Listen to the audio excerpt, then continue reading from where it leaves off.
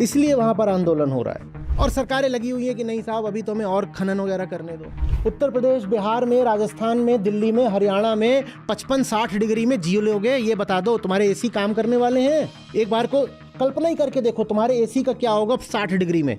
AC पिघल गया होगा। वैसे भी घर में नहाने को तो छोड़ दो, पीने को भी पानी नहीं होगा। नन्ही गौरैया का सोचो उसका क्या होगा। पेड़ नहीं और तापमान 55-60, उसका क्या होने वाला है? एक बार को सोचो, उसका दर्द सोचो। ये में नहीं बात समझ में आ रही और किसी सरकार में दम नहीं है कि ये बात खोल के बोले। एक भी तुम्हारी सेलिब्रिटी है जो ये बात कर रही हो तो तुमने उनको सेलिब्रिटी क्यों बना रखा है? एक भी तुम्हारा नेता है जो ये बात कर रहा हो, तुमने उनको नेता क्यों बना रखा है? एक भी मीडिया चैनल है जो ये बात कर रहा हो, नहीं तो तुम उनको देखते क्यों हो? जिस सबसे मुझे अफसोस होता है जिस बात का, जो ये करतूतें कर रहे हैं वो सबसे बाद में मरेंगे। सबसे पहले इंसानों में मरेंगे जो सबसे गरीब हैं। नमस्ते सर। सर मेरा प्रश्न लद्दाख से है। सोनम वांगचुक जी क्लाइमेट चेंज के ऊपर एक क्लाइमेट फास्ट कर रहे हैं और ये मुद्दा इतना महत्वपूर्ण है जहाँ पर वो इस पृथ्वी के साथ जो भी कुछ हो रहा है उसको लेकर जागरूकता बढ़ाने की कोशिश कर रहे हैं। पर मैं देख रहा हूँ कि उनके सारे एफर्ट्स के बाद भी उन्हें आम आदमी से इतना समर्थन या सपोर्ट नहीं मिल रहा है, तो ऐसा क्यों है? आम आदमी को पहले पता तो होना चाहिए ना कि क्लाइमेट क्राइसिस पूरी है क्या, तब समर्थन देगा ना।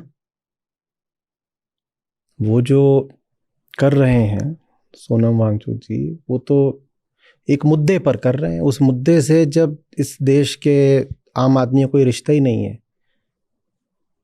तो लोगों की नज़र में ये एक छोटी सी बात है। वैसे भी लद्दाख दूर दराज का इलाका है, आबादी भी वहाँ बहुत कम है। एक छोटे शहर जितनी पूरे लद्दाख के विस्तार की आबादी है। आम आदमी को अगर पता हो कि दुनिया में अगर अभी 800 करोड़ लोग हैं और उसमें से 300 करोड़ लोग हैं वर्तमान में ही जिनको ठीक खाना नहीं मिल पाता है, 240 करोड़ लोग ऐसे हैं जिनको खाना मिल भी पाएगा कुछ निश्चित नहीं होता है। मिल गया तो ठीक है, नहीं मिला तो नहीं। और लगभग 80-90 करोड़ लोग ऐसे हैं जो अनिवार्यतः भूखे सोते हैं। ये बात आम आदमी को पता है क्या? इसका क्लाइमेट से क्या रिश्ता अभी बताऊंगा। 800 करोड़ की दुनिया की आबादी, उसमें से 300 करोड़ लोग ऐसे हैं जिनको खाना मिल तो रहा है पर वो खाना पोषण में कमज़ोर है, ठीक ठाक नहीं है। वो खाना खा करके आप एक स्वस्थ ज़िंदगी नहीं जी सकते। 240 करोड़ लोग ऐसे हैं जिनका पक्का नहीं होता कि उन्हें खाना मिलेगा भी कि नहीं मिलेगा। और 80-90 करोड़ ऐसे हैं जिनका पक्का होता है कि इनको खाना नहीं ही मिलना है।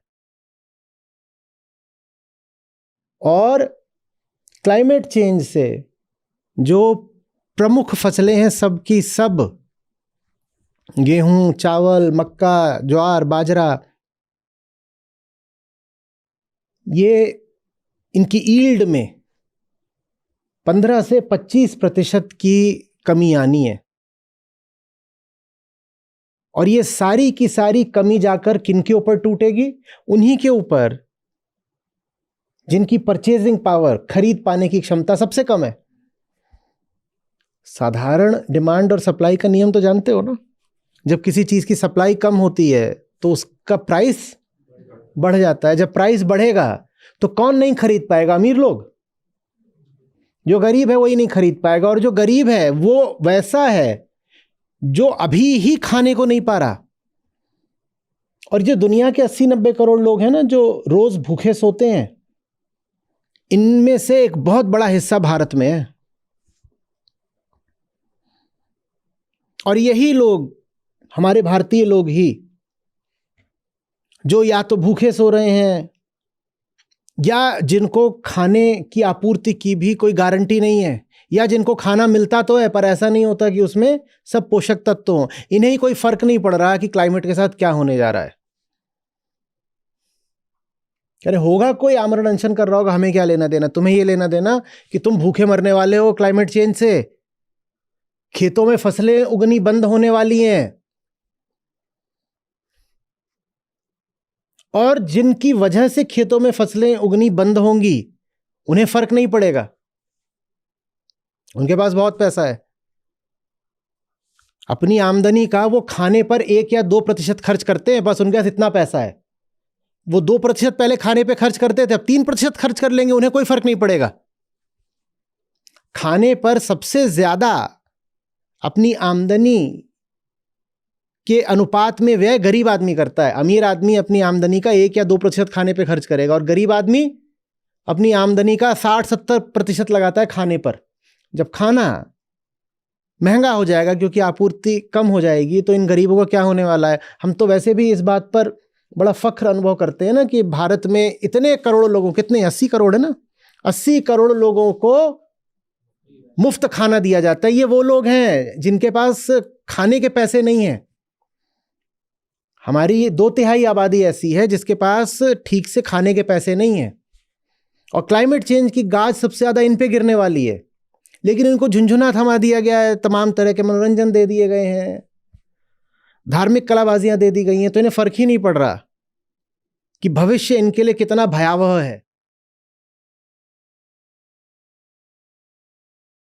और ये भविष्य भयावह किनके कारण होने जा रहा है? उनके कारण होने जा रहा है जिनके पास पहले ही पैसा है, और जो और पैसे की हवस में लद्दाख जैसी जगहों का दोहन करना चाहते हैं। जैसे हसदेव का जानते हो ना, वहां क्यों काटे जा रहे हैं जंगल? इसे थोड़ी जंगल काटे जा रहे हैं कि धूप नहीं आती थी, ठंड बहुत लगती थी, जंगल काट दो धूप आएगा। वहां इसलिए काटा जा रहा है कि नीचे खनिज है, मिनरल्स है, उन्हें निकालना है। वैसे ही लद्दाख में भी कुछ क्षेत्र हैं जो मिनरल रिच हैं, इसीलिए लद्दाख को स्वायत्तता नहीं दी जा रही है। वो कह रहे हैं कि भाई हमें देखने दो, हमारी जगह है, कि हमें इसका क्या करना है। करें नहीं, हम देखेंगे। जो दोहन करेंगे वहां पर जाकर के उन मिनरल्स का, उन्हें कोई फर्क नहीं पड़ेगा, भूखे नहीं मरने वाले।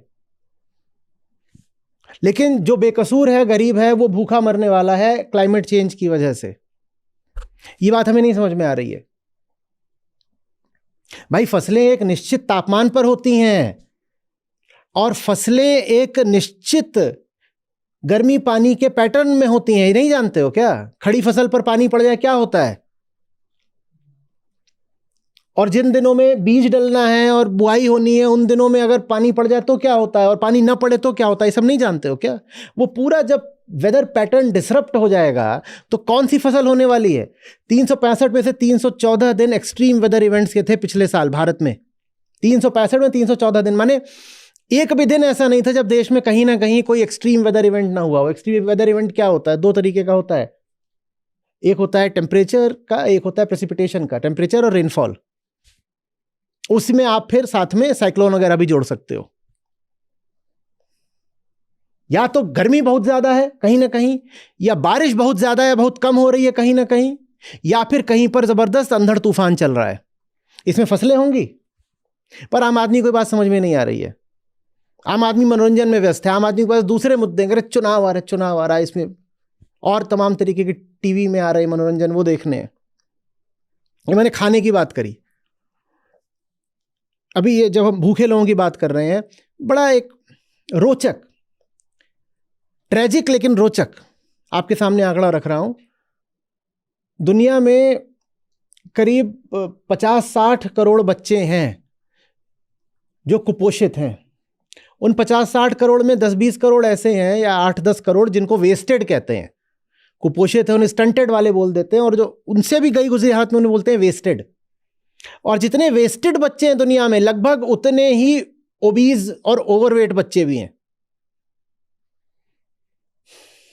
माने एक तबका है जिसके बाद इतना ज्यादा है कि उसके बच्चों की समस्या यह है कि ऐसे मोटे मोटे थुल निकल रहे हैं, और एक बहुत बड़ा तबका है जिसके बच्चों के पास खाने को नहीं है। जिनके खाने को नहीं है उनकी तादाद बढ़ती ही जाएगी, बढ़ती ही जाएगी। ये जिन भूखे लोगों की मैंने बात करी ना, आपको क्या लगता है दुनिया ज्यादा प्रॉस्परस हो रही है, समृद्ध हो रही है? जिन भूखे लोगों की मैंने बात करी, पिछले 5 साल में ही इनकी तादाद में 20 करोड़ की वृद्धि हो गई है। दुनिया में भूखों की संख्या बढ़ती जा रही है, और उसका बहुत बड़ा कारण क्लाइमेट चेंज है। हम भूखे मर रहे हैं, हमारे भाई बहन भूखे मर रहे हैं और उसका कारण क्लाइमेट चेंज है, और हम उसकी बात भी नहीं करना चाहते। ये मैंने अभी खाने की चीजों की बात करी। अब पीने की चीज पर आ जाओ, पानी।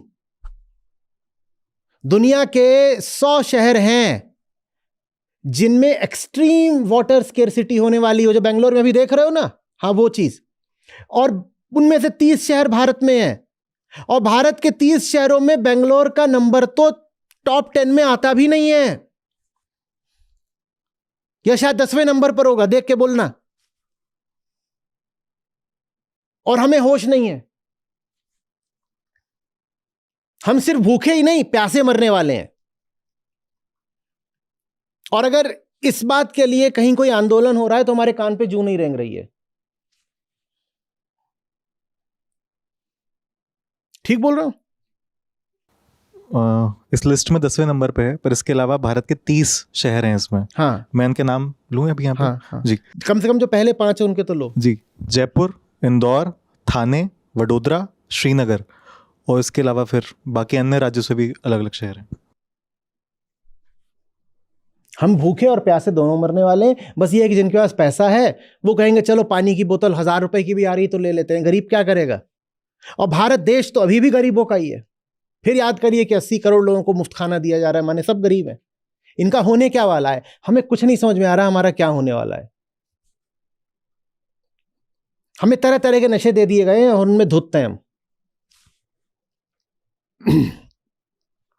क्लाइमेट चेंज के इतने तरह के उपद्रव हैं, ऐसे ऐसे परिणाम हैं, मुझे समझ में नहीं आता मैं कौन सा छोर पकड़ूं, कहां से बात शुरू करूं, किधर को ले जाऊं।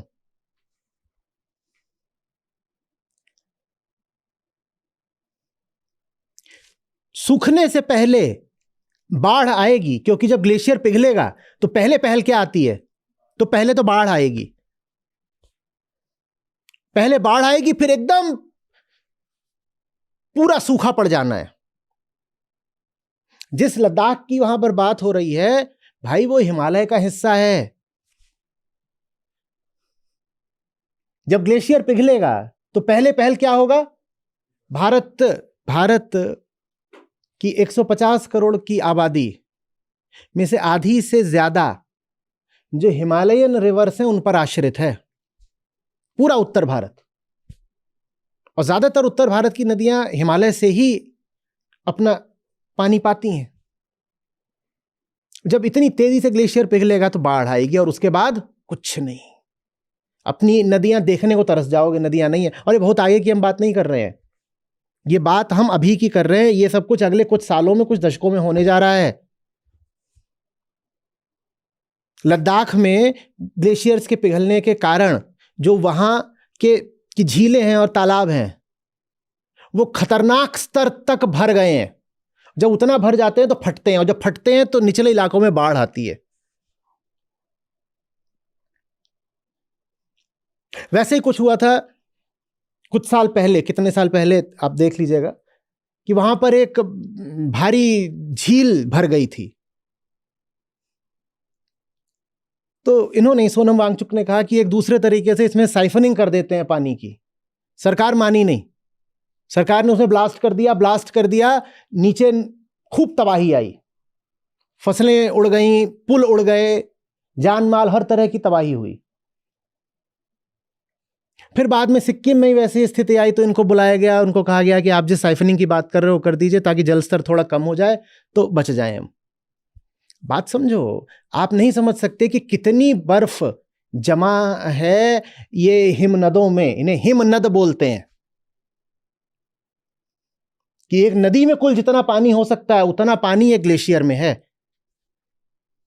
हिमनद। और वो पानी जब पिघलेगा तो क्या होगा, कैसी तबाही आएगी। और पिघल रहा है।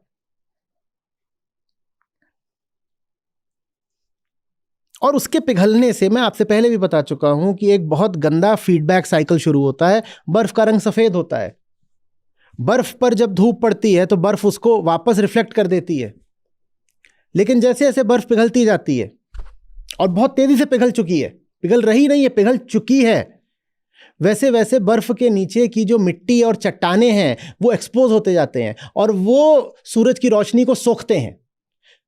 बर्फ नहीं सोखती, वो सोखते हैं। जब वो सोखते हैं तो गर्म होते हैं, वो गर्म होते हैं तो बर्फ और पिघलती है। जब बर्फ और पिघलती है तो रॉक्स और ज़्यादा एक्सपोज होती हैं। जब रॉक्स और ज़्यादा एक्सपोज होती हैं तो वो और ज़्यादा सनलाइट एब्जॉर्ब करती हैं। जब वो और ज़्यादा सनलाइट एब्जॉर्ब करती है, बर्फ और पिघलती है, बर्फ और पिघलती है तो और ज़्यादा रॉक्स एक्सपोज होती हैं। ये एक ऐसे निगेटिव फीडबैक साइकिल चलता जाता है। और वही जो पानी है जो पिघल रहा है, जब उस पर धूप पड़ती जाती है और तापमान बढ़ता जाता है तो पानी क्या बन जाता है? भाप, वाटर वेपर, H2O। और H2O अपने आप में ग्रीन हाउस गैस होती है। ग्रीन हाउस गैस कोई सिर्फ कार्बन डाइऑक्साइड थोड़ी ही होती है। कार्बन डाइऑक्साइड से कहीं ज्यादा बड़ी ग्रीन हाउस गैस मीथेन है। N2O, H2O, ये सब ग्रीन हाउस गैसेस हैं।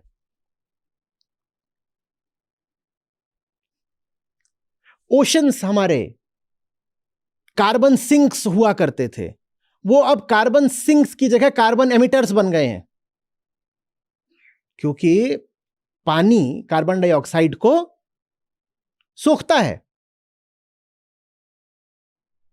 लेकिन उनका तापमान इतना बढ़ गया है कि अब वो कार्बन एमिटर्स होते जा रहे हैं।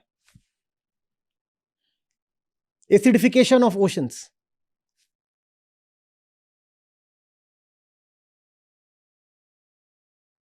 बात कुछ कुछ समझ में आ रही है?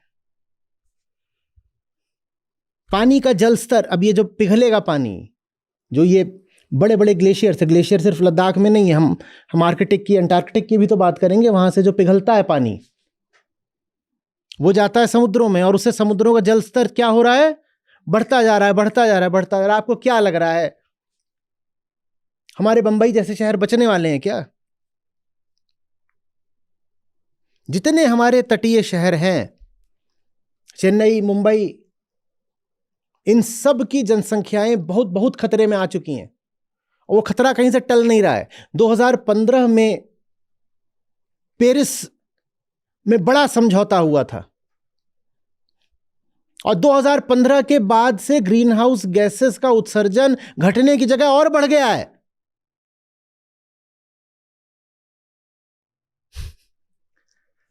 हाँ, जिस गति से पहले बढ़ रहा था उस गति से नहीं बढ़ रहा है, लेकिन कम नहीं हो रहा, और बढ़ रहा है। आप पहले ही एक बहुत खतरनाक हालत में थे, आपकी हालत और खतरनाक हो रही है।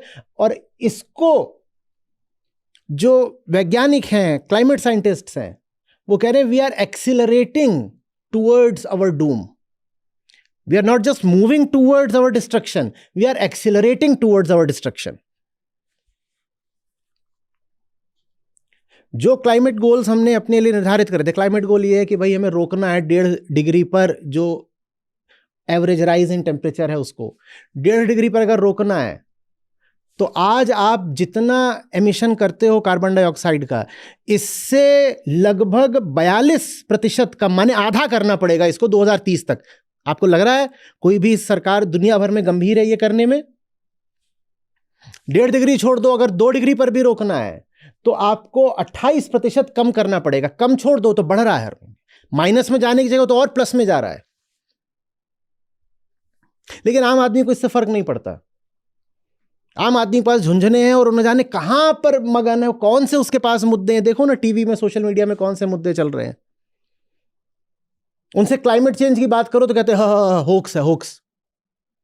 यही होंगे जो मरेंगे सबसे पहले।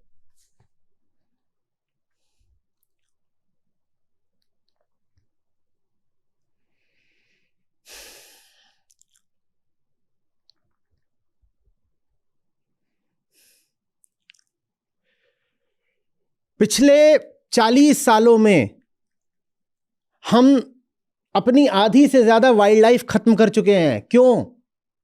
डिफॉरेस्टेशन, जो कि क्लाइमेट चेंज का एक बहुत बड़ा कारण है। आप ये समझ पा रहे हो? पृथ्वी पर जीव जंतुओं की जितनी प्रजातियां हैं, उनमें से आधी से ज्यादा हमने सिर्फ पिछले 40 साल में खत्म कर दी, हमेशा के लिए। वो अब कभी लौट के नहीं आएंगे। और खत्म करने की दर हर साल के साथ बढ़ती जा रही है।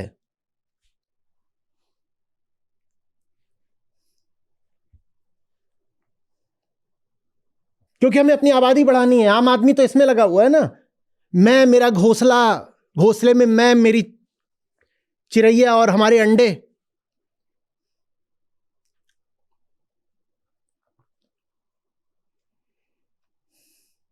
इस पूरी चीज का सबसे बड़ा कारण है जनसंख्या। एकमात्र कारण आप कह सकते हो जनसंख्या है। बाकी आप रिसाइकलिंग और प्लास्टिक और इस तरह के झुंझुने बजाते रहो, उससे कुछ नहीं होगा। मैं आपको वो दिखा चुका हूं कि इस तरह के झुंझुने जो आप बचाते हो ना और बोलते हो मैं क्लाइमेट चेंज रोकने के लिए ये सब कर रहा हूं, क्या कर रहा हूं कि मैं 1 किलोमीटर गाड़ी कम चलाता हूं और मैं घर में इस तरह के बल्ब लगाता हूं और मैं प्लास्टिक का कम इस्तेमाल करता हूं। इन सब कामों को मिला करके भी 5% फर्क नहीं पड़ना, 95% फर्क पड़ना है आबादी से। आबादी नहीं कम होगी तो इस महाविनाश को आप नहीं रोक सकते हो।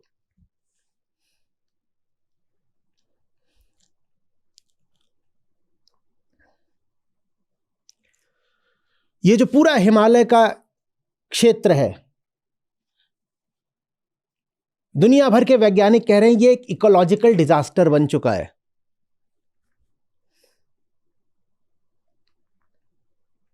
इसलिए वहां पर आंदोलन हो रहा है।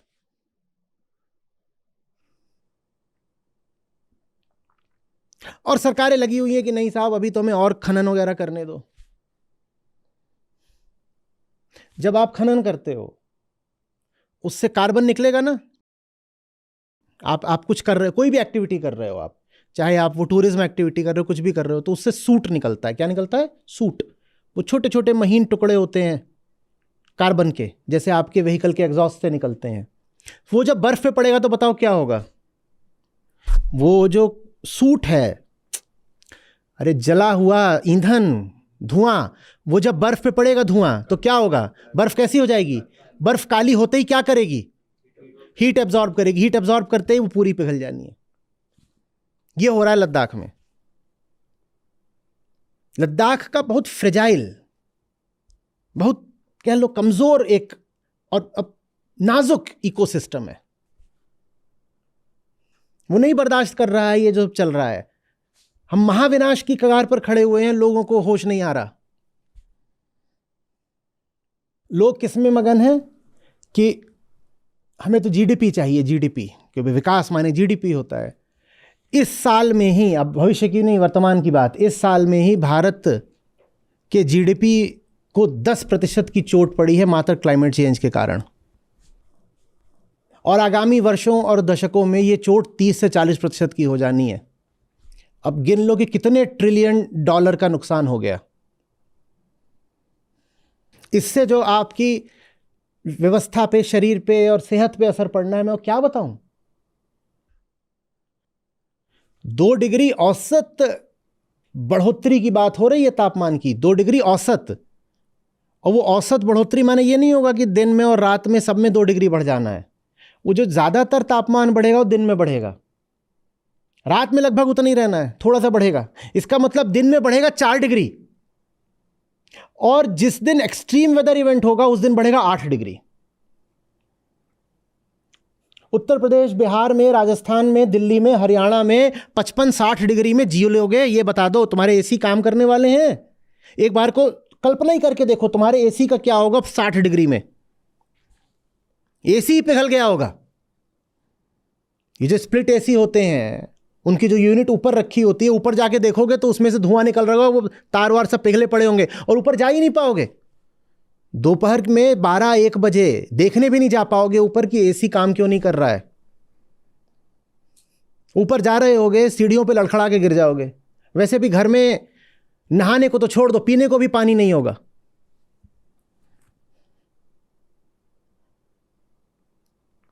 गाड़ी बाहर खड़ी होगी, जाओगे देखोगे टायर फट चुके हैं और पिघल करके चिपक चुके हैं, क्योंकि 2 डिग्री औसत है भाई। लोग कहते हैं 2 डिग्री 2 डिग्री, तो 2 डिग्री नहीं है। उस 2 डिग्री का मतलब है हफ्ते में एक दिन 8 डिग्री और प्रतिदिन 4 डिग्री, क्योंकि इक्वल राइज नहीं है। 2 डिग्री तो एवरेज आउट होके हो रहा है। रात में 0 है तो दिन में 4 है, तब एवरेज 2 आएगा। और जो ये रेंज ऑफ टेम्परेचर बढ़ेगा वो संभाल कैसे पाओगे?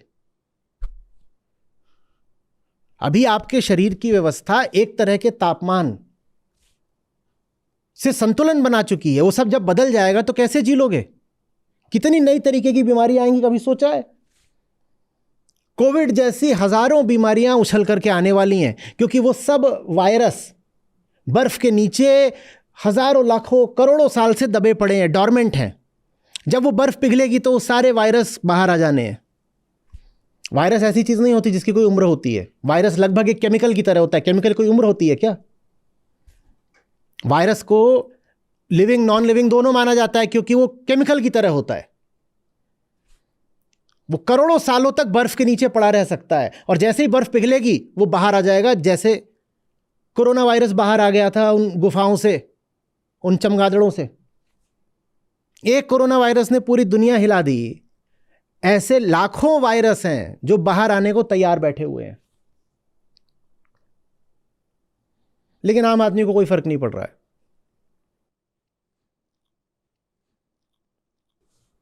आज हम कहते हैं अरे वहां यूरोप के देशों में कुछ रिफ्यूजी आ गए, बड़ी समस्या हो जाती है। अमेरिका परेशान है कि मेक्सिको और अपने बीच में दीवार खड़ी करेंगे। ट्रंप कह रहा है नहीं, ये जितने हिस्पैनिक्स होते हैं बहुत बुरे लोग होते हैं, हमें रिफ्यूजी नहीं चाहिए। जर्मनी में, फ्रांस में, ब्रिटेन में, सब में रिफ्यूजी बहुत बड़ा मुद्दा है। भारत में भी बहुत बड़ा मुद्दा है, रोहिंग्याज। अरे रोहिंग्या वाले आ गए, क्यों आ गए? सीएए का भी पूरा मुद्दा रिफ्यूजीज से ही तो जुड़ा हुआ है। कह रहे कुछ रिफ्यूजी अच्छे होते हैं, उनको आने दो, उनके लिए हम एक विशेष कानून बनाएंगे। दुनिया के 800 करोड़ लोगों में से 120 करोड़ लोग रिफ्यूजी होने वाले हैं। इनको कौन सा देश रख लेगा ये बताओ? इन्हें क्लाइमेट रिफ्यूजीज बोलते हैं। ये नए तरीके के रिफ्यूजीज हैं, क्लाइमेट रिफ्यूजीज। 12-15 हजार रिफ्यूजी आ जाते हैं, शरणार्थी, तो हमारी हालत खराब हो जाती है ना। और ये 120 करोड़ जब बनेंगे शरणार्थी तो पूरी दुनिया की जियोपॉलिटिक्स का क्या होने वाला है और इससे कैसे कैसी लड़ाइयां छिड़ेंगी ये सोचो। और एक बात और समझना, जब लड़ाइयों की बात आ रही है, लड़ाइयां क्लाइमेट चेंज का अपने आप में एक बड़ा कारण है। हमने क्या कहा, जब कार्बन हवा में आता है, कार्बन माने ये जो सूट होता है, कार्बन माने छोटा कार्बन नहीं, पार्टिकुलेट मैटर नहीं, ये जो सूट होता है, जैसा लालटेन जलने पे देखते हो, लालटेन के शीशे पे जो इकट्ठा हो जाता है, जब बम फटता है या बम वर्षा के कारण कहीं आग लगती है तो उस तरह की कालिमा खूब निकलेगी ना। वो कालिमा क्या करती है वातावरण में? हीट को और ट्रैप करती है। इसके अलावा कार्बन डाइऑक्साइड रिलीज होती है, वो अपने आप में ग्रीन हाउस गैस है। तो युद्ध अपने आप में क्लाइमेट चेंज को कंट्रीब्यूट करता है और क्लाइमेट चेंज के कारण युद्ध और जबरदस्त तरीके से न छिड़े ये हो नहीं सकता। सामरिक विश्लेषकों का कहना है कि बहुत संभव है कि अगले विश्व युद्ध का कारण क्लाइमेट चेंज ही हो और अगला विश्व युद्ध बहुत दूर ना हो, बस कुछ सालों या कुछ दशकों की दूरी पर खड़ा हो। कहते भी है ना कि साहब जमीन पीछे छूट गई और ऑयल भी पीछे छूट गया, अगला विश्व युद्ध पानी के लिए होगा। पहले दोनों विश्व युद्ध हुए थे कॉलोनीज के लिए, जमीन चाहिए, कॉलोनीज। फिर अभी अतीत की जो बड़ी लड़ाइयां हैं पिछले 50 साल की, ज्यादातर हुई हैं तेल के लिए। आने वाली लड़ाई होगी सिर्फ और सिर्फ पानी के लिए। हम प्यासे मरने वाले हैं। और ये हम तब बात कर रहे हैं जब हम इस पृथ्वी की सबसे सबल प्रजाति हैं। नन्ही गौरैया का सोचो, उसका क्या होगा? पेड़ नहीं और तापमान 55-60, उसका क्या होने वाला है? एक बार को सोचो, उसका दर्द सोचो। पक्षियों का दर्द सोचो। पेड़ सारे काट दिए और तापमान कर दिया 55-60, क्या होगा उनका? और जब हम बात कर रहे थे ना कि प्रजातियां विलुप्त हुई हैं, उनमें सबसे ज्यादा जो प्रजातियां विलुप्त हुई हैं वो है जो फ्रेश वाटर इकोलॉजी की होती हैं।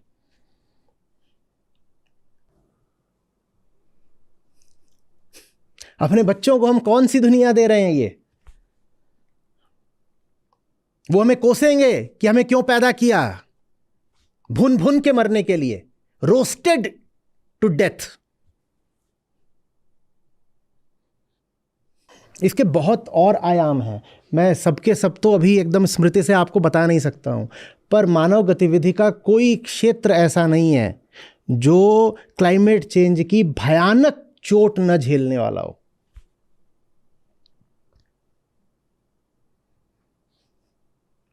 आप बताओ ये बेचारे जो दिहाड़ी मजदूर होते हैं इनका क्या होगा? ये कैसे दिन में काम करेंगे? और कंस्ट्रक्शन एक्टिविटी तो सब दिन में ही होती है। किस तरह की हीट वेव्स चलेंगी, लू कैसी हो जानी है, कुछ समझ पा रहे हो?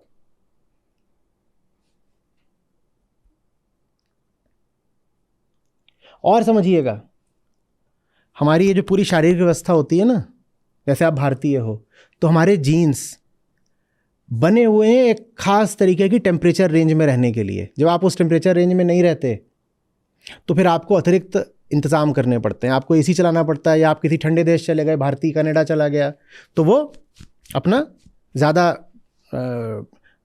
मोटे कपड़े पहनेगा गर्म। और आप पाते हो कि जब पश्चिमी लोग भारत आते हैं तो भारत की ठंडी में भी वो टी शर्ट पहन के घूम रहे होते हैं, क्योंकि उनका शरीर वो -10 -20 के लिए अभ्यस्त हो गया होता है। भारतीय शरीर बहुत ऊंचे तापमानों के लिए अभ्यस्त नहीं है, और तन पर जब चोट पड़ती है तो उसका असर मन पर पड़ता है। हम साइकोसोमेटिक जीव हैं। हमारी पूरी मानसिक व्यवस्था चरमरा जानी है क्लाइमेट चेंज से, क्योंकि क्लाइमेट चेंज 2 डिग्री का नहीं है, एक्सट्रीम वेदर इवेंट्स का चेंज है। हत्या, हिंसा, तमाम तरह के अपराध बहुत बहुत बढ़ जाने हैं। पूरी पृथ्वी को बुखार आ गया और तप रही है। इंसान भी तपेगा, और इंसान तपेगा तो न जाने वो कितने नरकों की आग पैदा करेगा। उसमें हमारा तो जो होगा सो होगा। पृथ्वी की आधी से ज़्यादा प्रजातियां हमने पहले ही मार दी हैं, बाकी सबको हम मार के जाएंगे।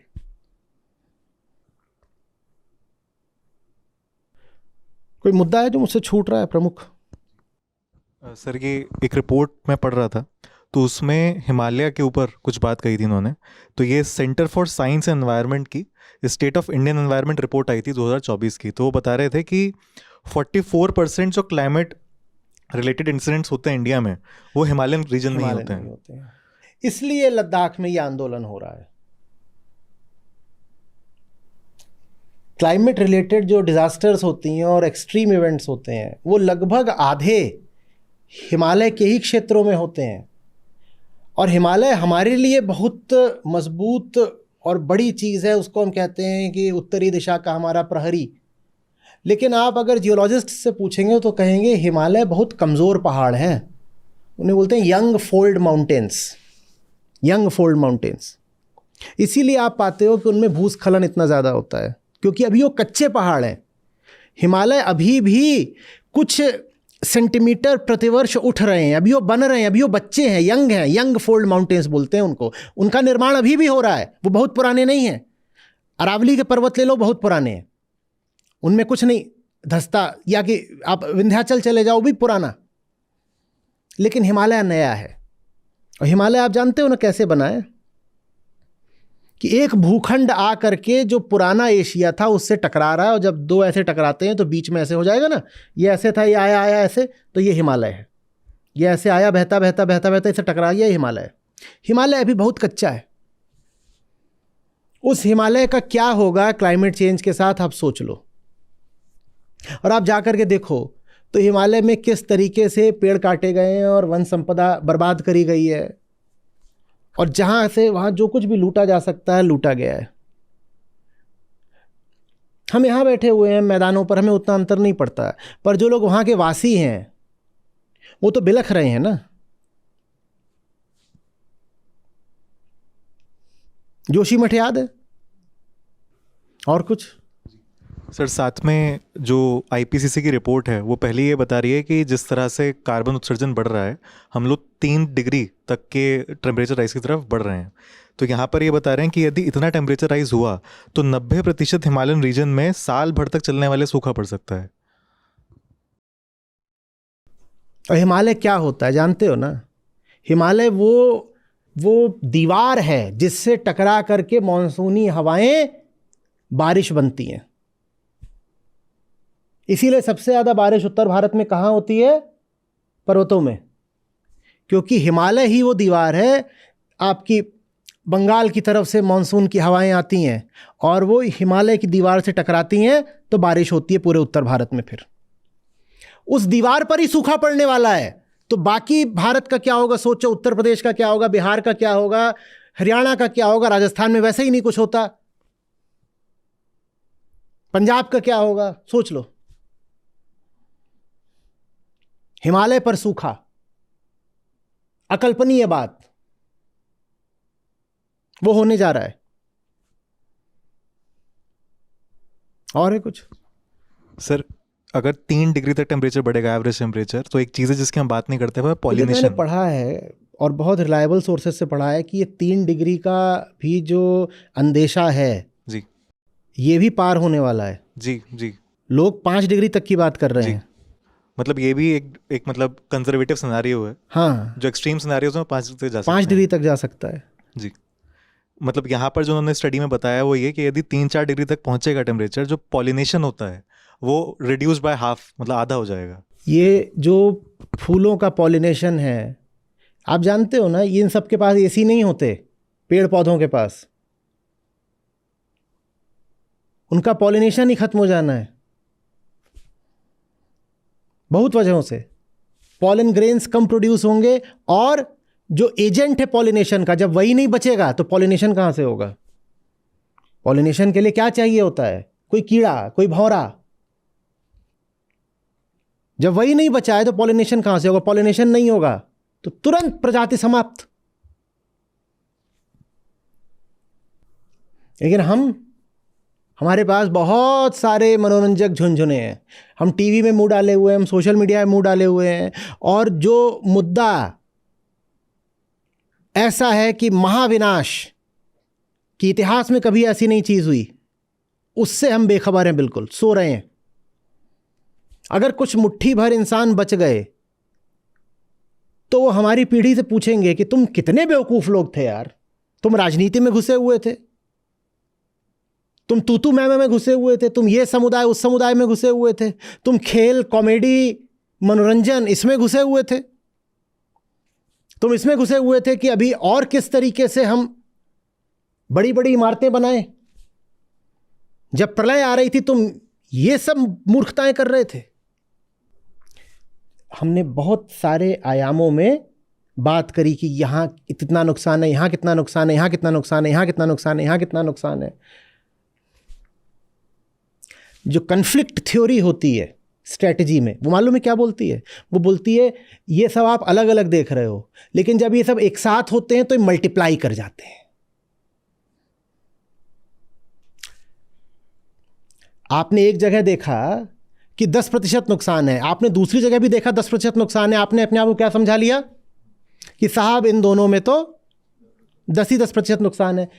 जो कॉन्फ्लिक्ट थ्योरी होती है वो बोलती है ये दोनों जब एक साथ होंगे तो वो हो जाएगा 1.1 रेज़ टू द पावर 2, यानी 1.21, यानी 21% नुकसान हो। 10 नहीं है, वो 21% हो गया तुरंत। और अगर इस तरह के 2 की जगह 6 हो जाएं तो 1.1 रेज़ टू द पावर 6 हो जाएगा। देख लो, हमने कम से कम अभी 10 अलग अलग आयामों की बात करी है, वो 1.1 रेज़ टू द पावर 10 है, वो देख लो कितना होता है।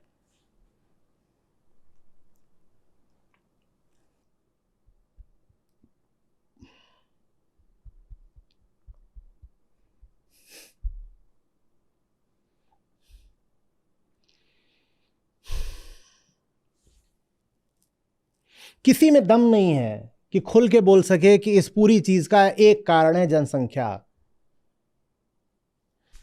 उल्टे लोग अपने अपने झुंडों की, अपने अपने कबीलों की तादाद बढ़ाने में लगे हुए हैं। भाई मेरे, carbon emission is proportional to consumption. ठीक है, बहुत सीधी सीधी इक्वेशन है, समझ लो। Carbon emission is proportional to consumption, more और लेस। उसमें जो मीडिएटर होता है वो टेक्नोलॉजी होता है। Consumption with a better technology will lead to lesser emission. लेकिन आप टेक्नोलॉजी कितनी भी बढ़ा लो, मोटे तौर पे ये बात बिल्कुल वैलिड है कि consumption is proportional to emission, carbon emission. और consumption equals population into per capita consumption. सीधी सी बात है बहुत। पर कैपिटा कंजम्पशन तो बढ़ना ही है, क्योंकि पृथ्वी पर बहुत अभी गरीब लोग हैं, उनका तो पर कैपिटा बढ़ना जरूरी है। वो तो बेचारे भूखे मर रहे हैं, उनको तो और कंजम्पशन चाहिए, उनको घर चाहिए। होमलेस लोग हैं, सड़कों पे सो रहे हैं। तो पर कैपिटा कंजम्पशन तो बढ़ेगा, और अभी टोटल कंजम्पशन जितना है उसके लिए कई पृथ्वियां चाहिए, पर कैपिटा कंजम्पशन तो बढ़ेगा, तो टोटल एमिशन का क्या होगा फिर? वो बढ़ेगा ही। उसको फिर रोकने का एक ही तरीका है ना, क्या? पॉपुलेशन कम करो, उसके अलावा कोई तरीका नहीं है। ये में नहीं बात समझ में आ रही, और किसी सरकार में दम नहीं है कि ये बात खोल के बोले कि जनसंख्या को रोकने के अलावा कोई तरीका नहीं है महाप्रलय से बचने का। हम पूरी पृथ्वी को खा चुके हैं।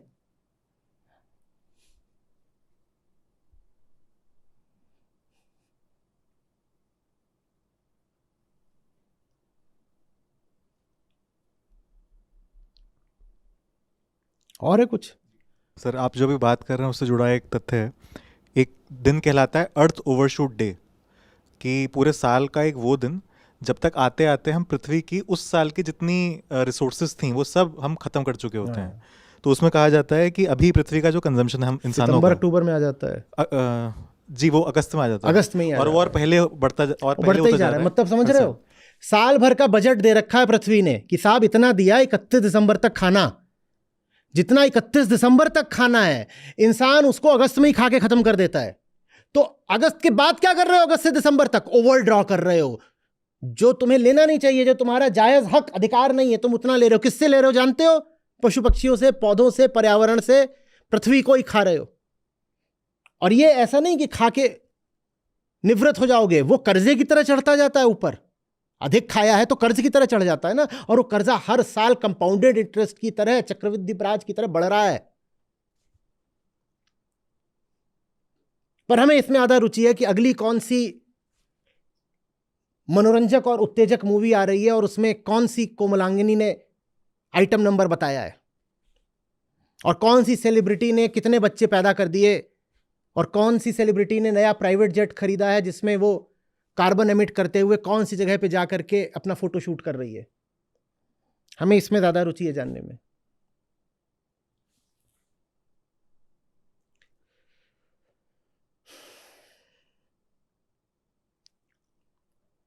एक भी तुम्हारी सेलिब्रिटी है जो ये बात कर रही हो, तो तुमने उनको सेलिब्रिटी क्यों बना रखा है? एक भी तुम्हारा नेता है जो ये बात कर रहा हो, तुमने उनको नेता क्यों बना रखा है? एक भी मीडिया चैनल है जो ये बात कर रहा हो, नहीं तो तुम उनको देखते क्यों हो?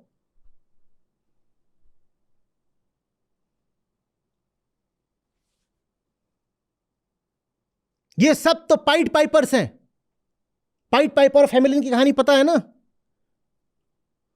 वो अपनी बीन बजाते हुए जा रहा है और सारे चूहे उसके पीछे पीछे, उसने सबको जाकर के पहाड़ से नीचे कर दिया, सब मर गए। वैसे ये सब सेलिब्रिटी आगे अपना तुम्हें सम्मोहित करने वाला, हिप्नोटाइज करने वाला संगीत बजाते चल रहे हैं। तुम चूहों की तरह इनके पीछे पीछे जा रहे हो। किधर को जा रहे हो? अपनी मौत की ओर जा रहे हो इनके पीछे पीछे।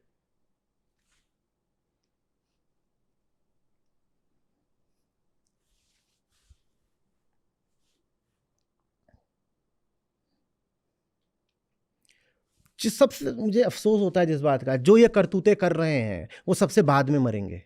सबसे पहले इंसानों में मरेंगे जो सबसे गरीब हैं।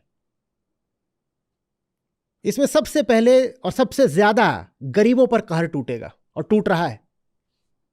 और इंसानी गरीबों से भी पहले उन पर टूटेगा जो इंसानी गरीबों से भी ज्यादा गरीब हैं, पशु पक्षी और पौधे, जिन बेचारों की कोई खता ही नहीं। मैं फिर पूछ रहा हूं, उस चिड़िया ने हमारा क्या बिगाड़ा है जो हमारी हरकतों से अब कहीं की नहीं रही, बर्बाद?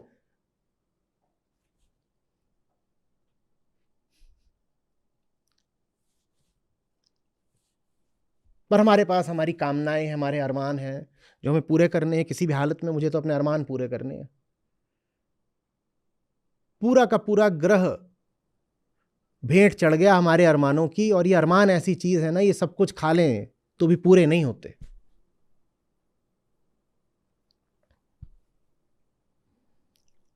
और कुछ? बहुत कुछ है अभी, और खुद जाइए, देखिए, पढ़िए, समझिए।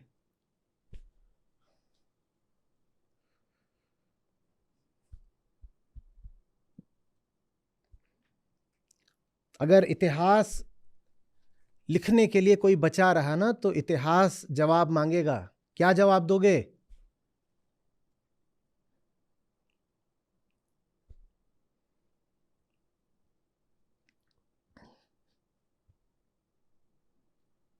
आपको नमस्ते, आचार्य जी को प्रणाम, संस्था के सभी सदस्यों का धन्यवाद, सत्र में जुड़े हुए सभी प्रतिभागियों को शुभकामनाएं। मेरा नाम महेंद्र है, मैं लखनऊ उत्तर प्रदेश से हूँ और मैं क्या करता हूँ ये थोड़ा बताना मुश्किल है। करीब एमबीए करने के बाद 18 साल में भारत के जितनी भी बड़ी अग्रणी कारपोरेट कंपनियां हैं उसमें कार्य करने का अवसर मिला। 10 साल से करीब मैंने अपना व्यवसाय किया और जीवन बहुत सफलतापूर्वक आगे बढ़ा। संसार की जो भी मुख्य प्राप्तियां होती हैं, कह सकते हैं किसी भी युवा का एक सपना होता है जिंदगी में, पद प्रतिष्ठा पैसा, जीवन में सारी आवश्यकता, रुपया पैसा, गाड़ी घोड़ा, घर मकान, विदेश यात्रा, ये सारी पूर्ति करने के बाद एक अंदर से सब कुछ मिलने के बाद भी खालीपन रहता था। तो अभी ये है कि चारों सत्रों से जुड़ा हुआ हूँ और 2 साल से करीब जो आचार्य जी की शिक्षाओं को ले रहा हूँ, उससे जो एक अमूलचूल परिवर्तन जीवन में हो रहा है, जो भारत की स्थिति थी या पूरे संसार की स्थिति है, या जो बड़ा चिंता का विषय था समाज का, जैसे नैतिक पतन हो चुका था, बड़ी देख की कुंठा होती थी। हम लोग कारपोरेट में थे, सूर्यास्त के बाद मैं देखता था सारे युवाओं की हालत की शब मांस और मदिरा की तरफ जो है, वो 100 में से 99% आदमी ऑफिस से निकलने के बाद मांस और मदिरा की तरफ आकर्षित हो रहा है। तो ये समझ नहीं आ रहा था कि ये कैसे होगा, इस दुनिया का क्या हाल होगा, परिवर्तन कैसे आएगा, कैसे कौन करेगा। लेकिन जब आचार्य जी के सानिध्य में आए, जब सत्य को करीब से देखा और आचार्य जी का संघर्ष देखा, तो मुझे लगा एक नई उम्मीद जगी, एक नई आशा जगी और ऐसा लगा कि शायद अब कुछ संभव है। तो इसी उम्मीद के साथ हम लोगों का भी प्रयास है कि जो भी सार्थक से सार्थक सहयोग और मदद कर सकें आचार्य जी को, उसको करते हुए जीवन में आगे बढ़ें।